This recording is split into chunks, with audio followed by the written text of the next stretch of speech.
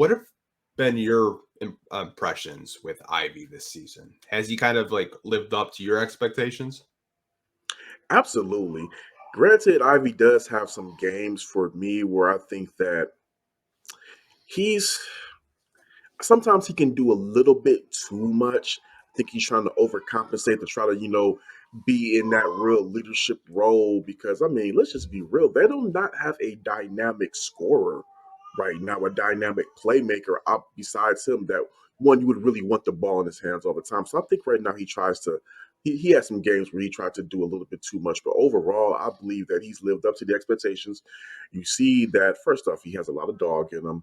Oh yeah. He's great going to on the drive, like that first step going to the rack. You really don't want that smoke with him.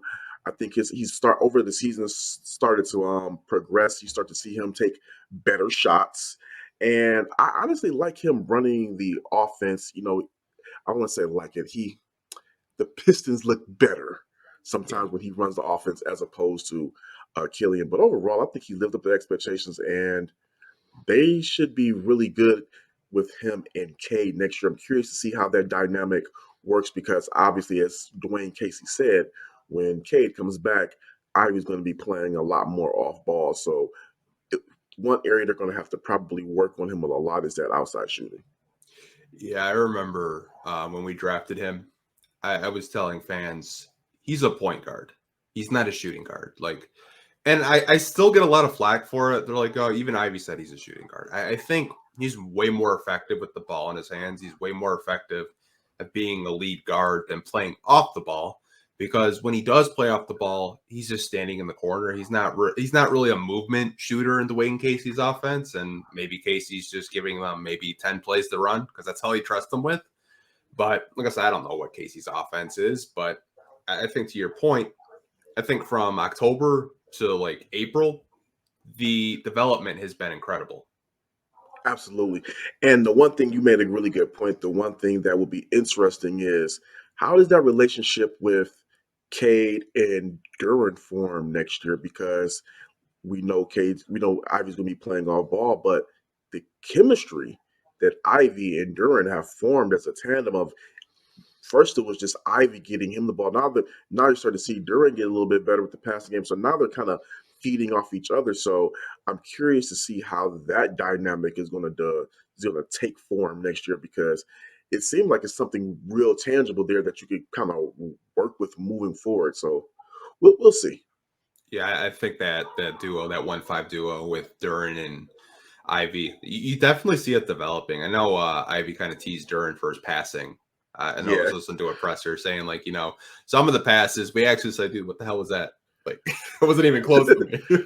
But the fact that they kind of had that just making fun of each other for like goofing off in practice, yeah. I think that's the type of chemistry that a lot of Pistons fans like to see. And we'll see, man. I don't know why I have a feeling where Cade might play the three next year and Ivy's the point guard because I think even though Cade's a good passer, I'd much rather have a more athletic guard be our point guard than kind of like a slow, methodical guard. Nothing against Cade. I just think Ivy could, push the pace and the transition game would be a lot more effective. But that's just my opinion.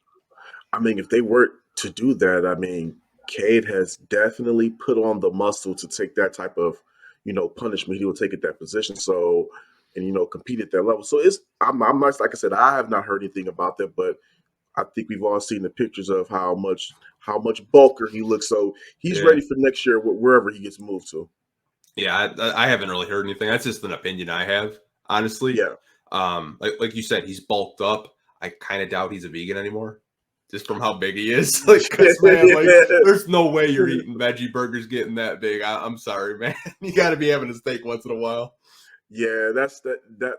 I don't know if the plant protein works like that, but who knows? But yeah, 6'6". I mean, what did they have Kate at before for his weight? I believe he was like around 220. Um, he's he looks like he's about a good 235, 240 maybe. Yeah, man. Like, I mean, he's big enough. Like you said, he's bulked up to play against the Jason Tatum's, the And he's not strong enough to play against Giannis because Giannis is just a Oh freak. no, But no, no, no. I mean, like the Kawhi Leonards, the Chris Middletons. Yeah. I think he could play against those type of forwards if he did switch to the forward. But like I said, I just see Ivy as kind of like that Westbrook type where, he can just kind of run the offense and Yeah. just get everyone involved. I mean, he's just such a dynamic playmaker, and his court vision is just, it's really, to me, as far as, some of the rookies out here, I would say second to none. And that's not even being biased. When he's locked in, I've just seen plays from him that was just like, whoa, what made you even think you can make that pass? But if he threaded it. Yeah, I mean, he just throws fastballs out there, and you're like, where the hell did that come from? Right. Like, his ability to, I know, like, a lot of media, I know I'm getting off topic, like, they always kind of told Westbrook, like, hey, if you slow down, you'd be so dangerous. I think Ivy is kind of, I don't want to say he's mastered it, but I've kind of seen him where he's running really fast, but he knows when to kind of control the pace and, burst to the basket, or I'm just going to run because I'm faster than everybody. I think I've seen that with him so far, and I think that's why I think if he's playing point guard, it's way more efficient than playing kind of off ball because, I mean, he's not going to be running off screens like Rip Hamilton or Reggie Miller. Like, we know that. The way the Casey has worked with him, he plays with a controlled speed. Mm-hmm. Like he knows he can blow past you, but he doesn't always just lean on his athleticism. So he's playing, as like you just said, as the season has progressed, he's began to play a lot smarter. Yeah, I mean, I think it could be a 20-point per game score. That's just what I think of him. This is a player. This because I've seen like him from like I said, October to now, a completely different player. The fact that he's hitting a 3-point shot at a high rate and getting to the basket, kind of foul baiting, and I'm sure Alec Burke had a lot to do with that because he's kind of picking up like how Alec Burks gets to the line, and man, I'm just getting excited talking about him.